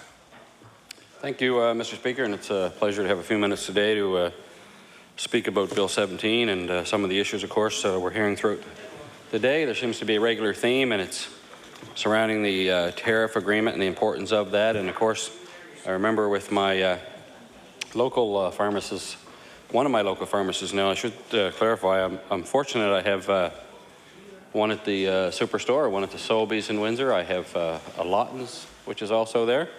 And of course, I have a Pharmasave, which is the more private type industry and owners, and have been there for many years. And that's in Windsor. And in Hantsport, I have a Pharmasave there, which of course is in jeopardy and concerned about this. And it does affect all of them, not just one. And the business models will change. They understand that. I think they also understand, even with the tariff agreement, they want to have the best deal that they could possibly have on the price of medications for Nova Scotians and their clients. That's important to them, and I have never ever heard any one of them say otherwise, but they're very concerned, obviously. I know I met with the Triders who own the pharmacy downtown, the PharmaSave, just as one example, who clearly state the issue with not having the tariff agreement in place, not knowing what the new business model will mean, except it's going to cost them $125,000 to $150,000, which will have to come from somewhere. And that's in all likelihood going to mean employees, job losses, and we're not sure to what degree yet, but it will be significant enough, because that one store, although we have 4 in Windsor, all very good pharmacies and all busy in their own right, all serve their own clientele, which is the case, I guess, with most pharmacies. They tend to have their regulars, and that's, you know, how they do business, I guess, and it's the continuity that goes along with that, and consistency of how they treat individuals and get to know their files, and it's a family sort of business, actually. They do an awful lot at these pharmacies for individuals and their clients, but they're concerned about the model and the effect that it's going to have on business. And the last thing that any of these pharmacies want to do is, like I said, they want the best price for the consumer, but they don't want to take away offering any of the services that they offer, Mr. Speaker. And they know what they're doing is important. We know what they're doing is an important aspect of the everyday person. The need is huge. And this, at Triders PharmaSave there on Garrett Street, I think there's 4 or 5 pharmacists that actually work out of that store, and there might be more, but there's a number of other employees as well. Now, this store does a bit of everything. Like most pharmacies, I think, they sell everything from, you know, obviously your prescription medications to the non-prescribed meds over the counter, and from pop and milk and all of those other commodities that people have everyday use for, to newspapers and you name it, and gum. But there is obviously a need, and that's how they help survive in business, and how they make a living, and how they keep people employed, which is the most important part. And I think that all of these stores are similar in nature. Obviously, the bigger change, like the Sobeys and the superstores who have pharmacies now, saw the advantage of having a pharmacy in the draw that it actually creates when it comes to business itself. And increasing sales, it's all good as far as the business side goes. And obviously, with that many pharmacies locally, for me, there's a need, because we service a fairly large area. But again, it's not about not wanting to provide the service. It's about just the opposite. But that tariff agreement is obviously an issue. They want to take the time, they want to consult, they want to sit down and work through how this will affect them. They need to obviously financially be sustainable, surviving in the long term, thereby obviously reassuring staff that there will be no issues. And obviously our communities in providing the service that they are asked to provide. And I know, like most, and I've heard it mentioned here today, I know, and I'll refer to Triders Pharmacy there on Windsor, Garrett Street. It has, you know, the blood pressure cuff. They do a number of other things in clinics, and a whole bunch of other things. But they don't just offer advice on the medications that are prescribed. You know, you go up, you get your prescription back after you give them your little thing there, and from the doctor, and they fill it, and they give you all this documentation. They don't just hand it to you and say, there you go. They take the time to explain it. There's certainly a huge role that needs to be played. It's an important role. The pharmacists are much more educated on the individual drugs as opposed to the physicians, and even they'll tell you that. It's a vital role that they play. We have no room for error. It's a huge responsibility with being a pharmacist. But they take the time, they spend the time that is necessary that you understand what it is that you're getting. But over and above that, they take the time. If you pick something up off the shelf and it's an allergy med perhaps or something, or a pain med or whatever it might be, and any questions, I know that all of our pharmacies locally, and I'm sure across the province, are all the same. They take the time to explain any of the questions and answers that you may have, side effects, etc. They work hard to sell you, you know, what you want versus maybe, you know, the generic brand. They're always trying to do their brand. We know that because it will save the consumer money. That's a great thing. We can't say enough about what it is they do. And, you know, as I said, we're talking about the expanded scope of practice. We're asking them for lots. We expect lots, but we're not really appearing, at least, to want to sit down and negotiate the deal that they think would be fair. And I know that they're going to be here, they're going to be at law amendments, and they're going to give you a detailed analysis of each of their individual stores, probably, and what it means to them, and the importance of having them in the smaller and rural communities. Now, the store in Hantsport, if that were to have issues, and it's probably close to the same size as the one in Windsor, it might be a little bit smaller, but if it is, it's not much. It serves quite a large area. To have that have reduced hours of operation or to close, worst case scenario, I can tell you that people would not be happy having their doctor right there in Hantsport. Fortunately, we have her, and writing prescriptions and then, you know, just going next door basically and getting them filled. There's a convenience factor there where they would have to, in all likelihood, drive to Windsor or to New Minas or Wolfville, one of the other towns, to have them filled. And in this day and age and the way things are, the cost of fuel, there are lots of things there that would not be certainly wanted by the public. But, you know, Mr. Speaker, we have to be concerned about where this may end up. I know that they're concerned. I know that they're writing, all of us. I'm sure that you've got letters as well. I know other members have got a lot of emails. I know that I have. I'm sure we all have, explaining their position. And again, they stress that it's not about the price of drugs. They want fair pricing as well, but they need to be compensated appropriately. And the deal that they have is one that's been in place for, I think, quite a while. I don't know how many years, but quite a while. It works. They'll tell you that it works, but it could always be better. I think that they will agree with that. And it's important that we're sitting down and we're listening, and I hope through law amendments that we take the time to do just that. But I want to talk a little bit about a couple of the emails that I did receive, Mr. Speaker. Certainly we got the ones from the CFIB. Everybody's got those. We've got the ones from PANS. But it's important to talk about, you know, our local pharmacies here and what it does mean in rural Nova Scotia, and we all have them. You know, the Triders had wrote me a letter, and I'm not sure who else this went to. Maybe it went to the government and the minister. I'm sure that it probably did. And, you know, they're stating their concern with regards to this bill that's been presented, Bill 17. And I'm just going to read a bit of it here. With very little time in transition to a new business model. Now, what does that mean? Does that mean less pharmacists? Pharmacists are being asked to do more, and now with far less. Perhaps they are or will be. These changes have been introduced unilaterally without including all the pieces of the puzzle. Generic price cuts, drug price cuts, have been announced without any communication on the new tariff agreement nor remuneration for expanded pharmacy service. Providing information on one component at a time creates great financial uncertainty. And that's the business model that they're concerned about. Obviously, they need to have a long-term plan. They're like any business. You sit down at the beginning of the year and you think about your budget in the years ahead, which of course includes all of your incoming and outgoing revenue and expenses, but also along with that, which is important to all of these business owners, are their staff. The last thing people want to hear about are job losses right now.